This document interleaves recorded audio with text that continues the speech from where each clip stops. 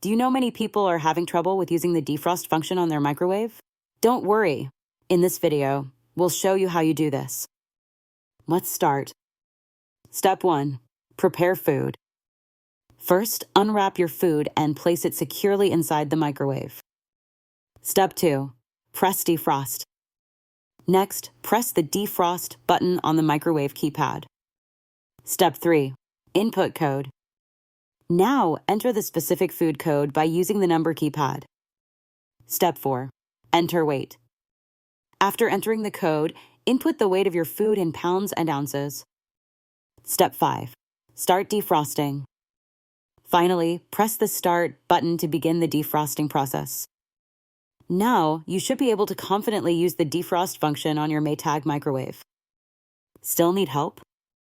Visit our website for the complete manual. There you will also find questions and answers from other Maytag users. Did you find this video helpful? By subscribing, you help us continue to answer users' questions.